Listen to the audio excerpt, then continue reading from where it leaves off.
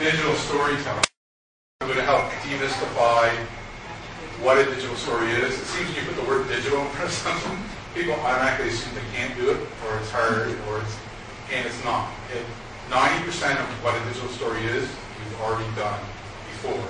It's just the art of instructing children how you tell a story, how you tell an effective story. It's just the manner in which the method in which it's completed leads from traditional pencil paper to the digital one. So, but basically in this session, we're going to look at demystifying the digital story. What do they look like? What are some student samples, teacher samples? Why do it? What's the benefit for teachers and students? The components of a digital story, we're going to look at a story model, the story-making process, and we're going to look at a sample of the storyboard. And at the end, we're going to look at tools, what sort of hardware and software do you need, and the rest is going to be practice. So we're going to go together, step by step, how to make a very small story. How did I get interested in it? This little, the Comipax Tech Tips is something that I write, and a while back, if I look at the date, March 31st, the week before that, the province sponsored an event by Jason Oleg, and Jason Oleg is like one of the leading, digital story gurus from the U.S. And we, the mentors, were invited because of its connection to technology, the fact that all mentors are teachers, and then PLCs were involved, and various other teachers from, I think it was only the K-8, but not even the K-12. And we met at, I think it was Fredericton, and for 2 days, mentors met for 3, but for the 2 days, Jason Ward went through a workshop with us on digital storytelling, and basically what I'm presenting to you is what I learned from that. I've expanded because I want to do my own research, and you should never take what one person says as being the way it is. And I found out the way he talks about digital stories, it's such a wide range of things, of students taking knowledge and converting it into a story. It can be personal, it can be historical-based, curriculum-based.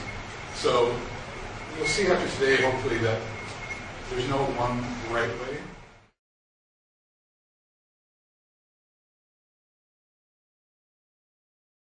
Each one of these images comes, if you were to, and what I was trying to do by putting these 2 images up was, out of this description, storytelling is encompassed by these two images. And if you look at the words, I think everyone can recognize them. There's no technical jargon, nothing that makes you think of a computer or a digital process. So I think that's the first step in understanding what a digital story is that when you take this word away, we all know what this is. We all know what a story is. We all know how to tell a story.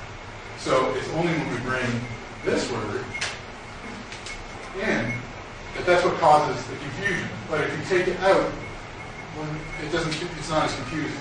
And all digitals here, I just took this off Wikipedia.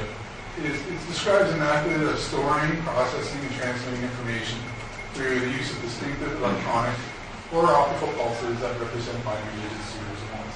Now that becomes a little more confusing, but the important thing is it's just a method of storing, processing, and transmitting information. So just like a pencil, paper is also a method of storing and processing and transmitting information. The digital realm is more in the sense of digital images, video, type text. So again, if we just kind of get by the word digital, it shrinks down and it becomes something that's really just in the background.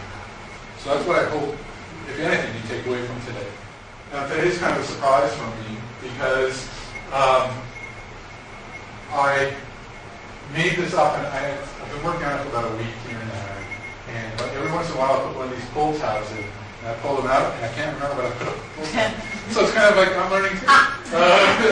Oh yes, some of the information I got for this presentation. Some's from Jason Oler, some's from this gentleman, Bernard Robin, and he teaches instructional technology at the University of Houston, and he's a leader in the field also. And basically, this is his definition of digital storytelling. You can find lots of different ones, but I tend to agree with this one. And it's just saying that there's many definitions, but in general, it's the combining the long-standing art of telling stories. So again, what we're already familiar with any of a variety of available multimedia tools, including graphics, audio, video, animation, and web publishing. Now today, we're going to be talking about what I think is the most basic and effective storytelling, and that involves graphics and audio and some form of publishing. The publishing part is just like what we know. It's a more authentic process for a student when they feel that someone's seeing what they're doing. It's more rewarding for them. So the publishing aspect is important.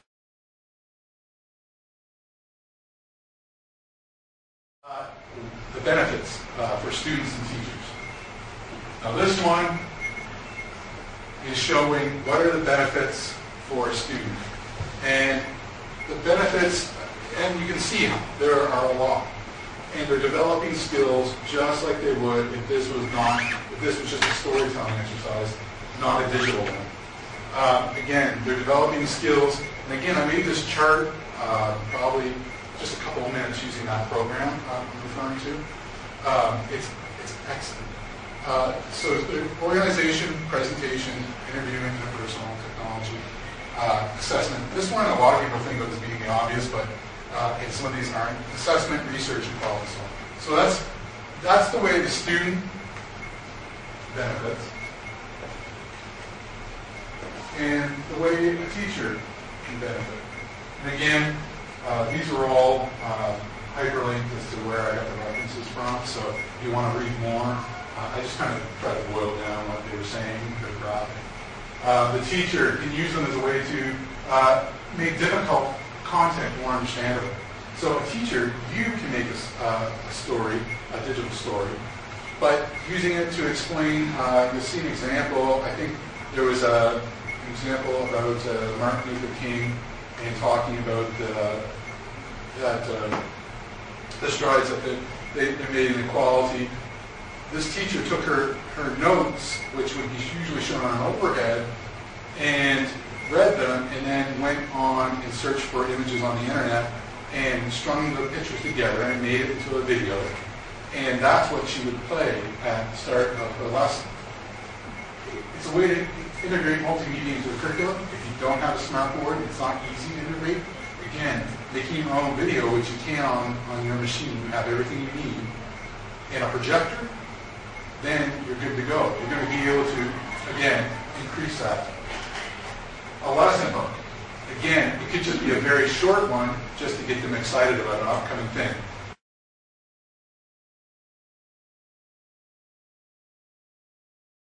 Here are some examples of digital stories. And these are ones that are done by students in our district. Once we all came back from that Jason Oler event, it's amazing how many teachers just started trying it. Only having that 2-day session where they had some hands-on, just deciding, you know what, I'm not going to know everything there is to know about these programs, I'm just going to let it fly. And I've heard some pretty amazing things. Students taking control of the teaching, basically, where they've used the items that you use to make these. Scanners, Windows Media Player, Windows Movie Maker, Audacity, to record voice, different graphics program. They do all this stuff at hand. So you have a knowledge base in your classroom where then now the learner can become a teacher, and the teacher can become a learner. And there's just one teacher in particular, these aren't his examples, but he had students in his classroom. One of them knew how to use this audio recording software.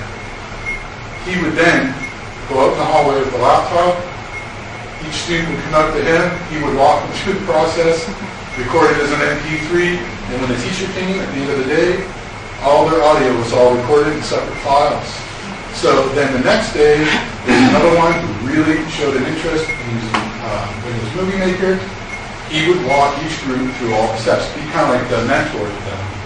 So this teacher was just doing what was really the big task, having students come up with a good story, walking them through the story writing process, the storyboarding process, in class, traditional pencil paper, and students doing the artwork in the classroom, traditional, well, multicolored pencil paper. So the way to kind of take the pressure off yourself, you don't have